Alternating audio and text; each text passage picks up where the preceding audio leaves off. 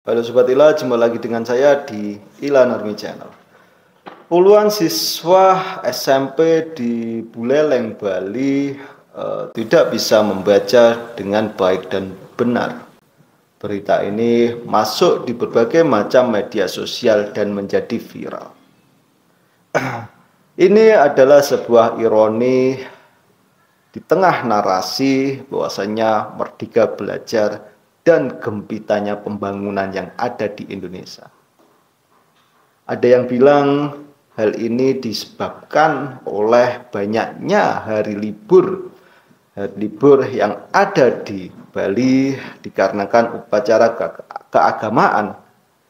Tetapi pertanyaannya, benarkah sesederhana itu penyebabnya?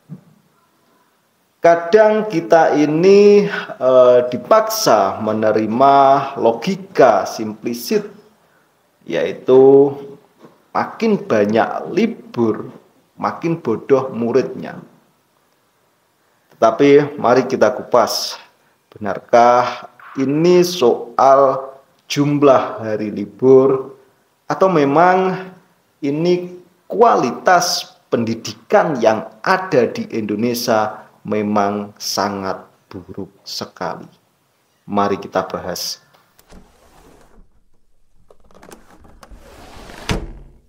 Menurut temuan Dinas Pendidikan setempat di Buleleng, Bali, ada puluhan siswa yang sudah SMP itu yang belum bisa membaca dengan lancar.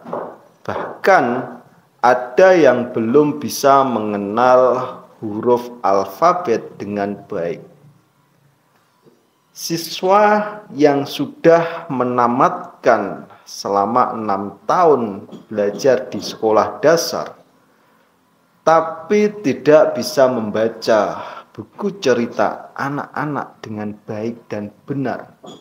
Ironisnya, hal ini terjadi di sebuah era digital, saat anak-anak bahkan bisa men-scroll berbagai macam media sosial, Facebook, TikTok, YouTube, dan lain sebagainya. Tetapi di sisi lain anak-anak tersebut tidak bisa membaca buku dengan baik dan benar. Bali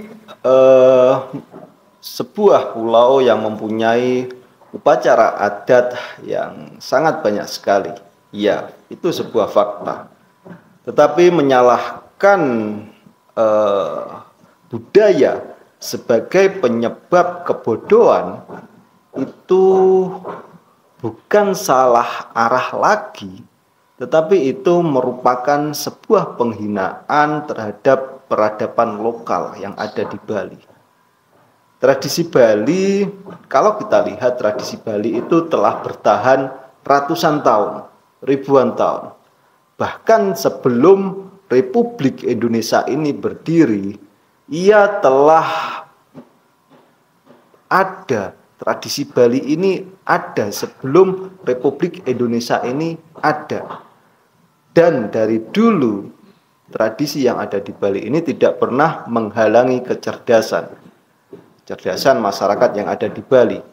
Justru tradisi Bali ini menjadi bagian dari pembentukan karakter yang ada di dalam masyarakat Bali saat ini, yang dimana kita sering mendengar cerita bahwasanya kalau meninggalkan motor beserta kuncinya di Bali itu tidak samar hilang, maka akan baik-baik saja, akan aman saja.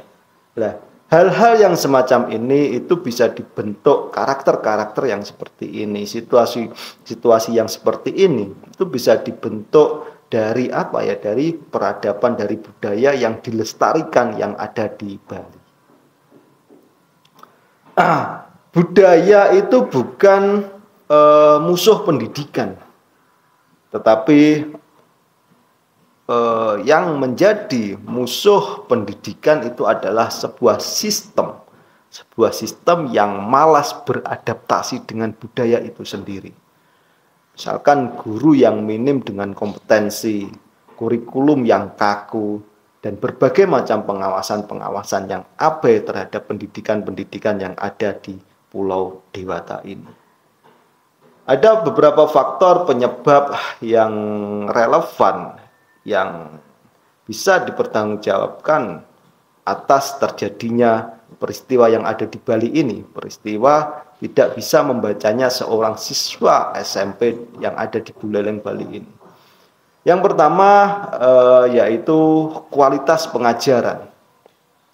Kualitas pengajaran di dalam sebuah sistem pengajaran itu tidak terlepas dari adanya pengajar dan seseorang yang diajar. Dan di sini seorang pengajar atau guru yang kurang kompeten atau metode pengajarannya yang tidak efektif itu sangat bisa menyebabkan seorang siswa yang ada di Bali itu tidak bisa membaca. Hal ini bisa kita lihat bahwasanya tidak hanya di Pulau Bali kejadian seperti ini, siswa SMP yang tidak bisa membaca itu tidak hanya terjadi di Bali saja, tetapi banyak di berbagai macam daerah yang ada di Indonesia.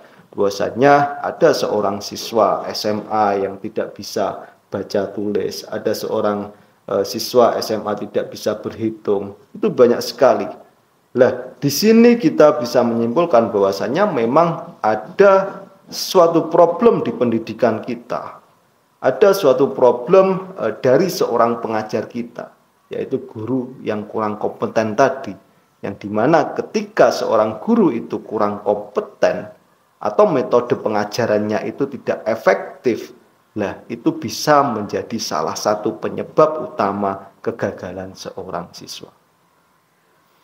Faktor yang kedua penyebabnya yaitu lingkungan belajar, yang dimana lingkungan belajar itu tentunya ya lingkungan sekolahan tersebut dan lingkungan dari siswa tersebut di rumahnya. Nah, di sini ketika sekolahnya pun sudah mendukung berbagai macam pengajaran, tetapi kalau tidak ada dukungan dari orang tua, ya proses pembelajarannya pun ya juga akan sangat berpengaruh dari hasilnya itu sangat berpengaruh negatif sekali ketika orang tua itu tidak mendukung proses belajar mengajar yang ada di sekolah. Dukungan dari orang tua dan akses bahan bacaan itu sangat penting sekali untuk menunjang keberhasilan seorang siswa itu. Nah, kalau kita abai di lingkungan belajar ini, tentunya ya bisa menyebabkan seperti apa yang terjadi yang viral saat ini yang berada di Buleleng Bali sana, yang dimana siswa SMP yang sudah SMP itu tidak bisa belajar, tidak bisa membaca. Selain itu faktor penyebabnya yaitu kondisi sosial ekonomi. Kita bukan menjadi sebuah rahasia lagi bahwasanya kemiskinan itu bisa membatasi akses pendidikan berkualitas. Maka dari itu seharusnya pemerintah saat ini yang difikirkan daripada, menurut saya pribadi, daripada memberikan makan siang bergizi, itu lebih baik difokuskan memberikan pendidikan yang berkualitas, pendidikan gratis yang berkualitas. Memang saat ini pendidikan itu sudah gratis, mulai SD sampai SMP itu sudah gratis. Tetapi untuk mencapai kata berkualitas itu masih sangat jauh sekali. Lah, seharusnya pemerintah saat ini itu fokus terhadap adanya pendidikan yang berkualitas untuk menunjang untuk menunjang bonus demografi yang ada di Indonesia ini, itu agar tidak sia-sia bonus demografi yang diemban, yang dimiliki oleh Indonesia ini bukan berubah menjadi bencana demografi, tapi kita bisa memanfaatkan dengan menyelenggarakan adanya pendidikan berkualitas. Selanjutnya faktor penyebab yang bisa dipertanggungjawabkan adanya para siswa tidak bisa membaca ketika SMP, yaitu manajemen sekolah. Karena sekolah itu salah satu lingkungan yang membuat atau menjadikan siswa itu bisa membaca atau tidak tempat belajarnya siswa, maka manajemen sekolah itu perlu sangat diperhitungkan sekali untuk menjadi faktor penunjang apakah siswa itu berhasil atau tidak. Nah, sekolah yang tidak menerapkan disiplin dengan baik dalam memanfaatkan hari efektif, konteksnya kalau di Bali, nah itu juga sangat berkontribusi, yang dimana kita tahu bahwasanya di Bali itu memang banyak hari liburnya. Nah, tetapi sekolah yang tidak bisa memanajemen dengan baik dan tidak bisa memanfaatkan hari-hari efektif, lah itu maka sekolahnya yang salah, bukan budaya yang ada di Bali itu. Jika jika hari libur itu dikelola dengan baik, jika hari-hari libur itu dikelola dengan baik, maka hari libur itu tidak akan menjadi sebuah masalah. Bisa saya ambil contoh seperti di negara-negara yang sudah maju, salah satunya di Jepang misalkan. Jepang itu juga mempunyai hari libur yang banyak sekali dikarenakan juga budayanya. Tapi sistem pendidikannya, ya kita tahu sendiri bahwasanya sistem pendidikan di Jepang itu sudah sangat unggul sekali. Karena apa? Ya di Jepang itu bisa menerapkan hari-hari efektif itu untuk menunjang proses pembelajaran yang ada di sana. Misalkan dengan jadwal yang disiplin, remedial yang rutin, peran aktif dari orang tua dan komunikasi dan komunitas yang ada di Jepang. Itu sangat penting sekali dalam menunjang pendidikan Indonesia lebih maju. Jadi jangan menyalahkan adat budaya yang ada di suatu daerah tersebut. Karena kalau kita menyalahkan adat daerah tertentu, tentunya yang ada di Papua sana tentunya sangat akan rentan sekali disalah-salahkan karena faktor tersebut, karena di sana itu masih sangat banyak orang-orang primitif pedalaman, sehingga kalau kita menyalahkan orang-orang pedalaman itu yang tidak mau membaur dengan masyarakat yang ada di kota, terus dia tidak bisa mengakses pendidikan. Nah, tentunya pemerintah di situ harus menghadirkan pendidikan yang berkualitas untuk masyarakat seperti itu. Karena apa ya? Karena kewajiban pemerintah menghadirkan pendidikan untuk seluruh masyarakat yang ada di Indonesia. Itu amanat undang-undang. Dan tentunya bukan pendidikan yang gratis saja, pendidikan gratis yang berkualitas yang hanya bisa membangun Indonesia emas di tahun 2045 nanti. Hari libur itu bukanlah satu-satunya atau bahkan bukan penyebab utama yang menjadikan kegagalan dari para siswa yang tidak bisa membaca tersebut. Mari kita lihat lebih dalam seperti kualitas guru, kurikulum yang tidak kontekstual, rendahnya minat baca di kalangan murid, bahkan kemiskinan yang struktural. Semua itu yang lebih menentukan keberhasilan pendidikan yang ada di Indonesia ini secara umum. Jangan salahkan acara keagamaan saja, tapi salahkan sistem yang gagal mengantisipasi kondisi lokal. Terus solusinya bagaimana? Solusinya bukan kita harus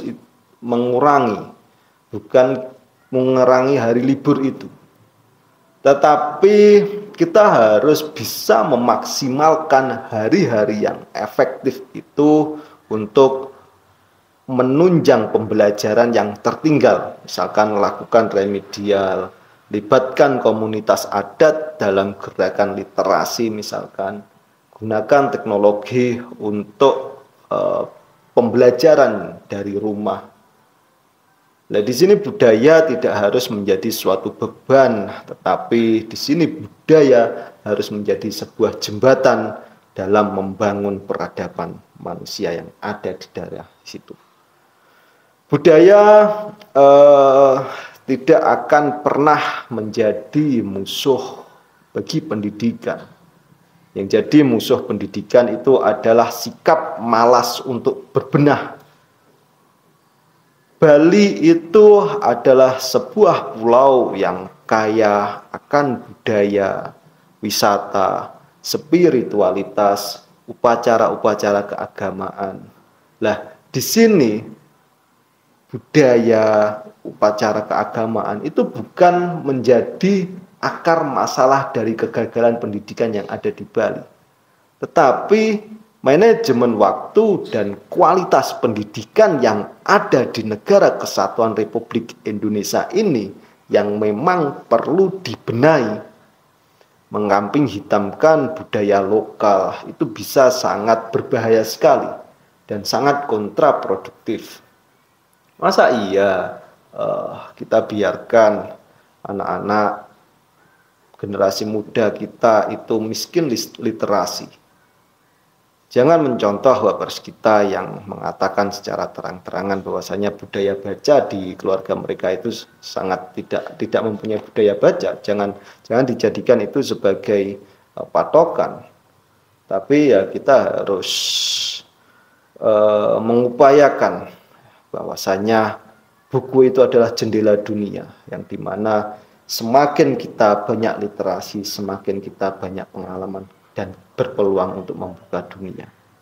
Oke, sebatilah, kalau kalian peduli dengan pendidikan, terutama pendidikan secara umum, pendidikan yang ada di Indonesia, jangan lupa untuk like, komentar, dan share video ini seluas-luasnya.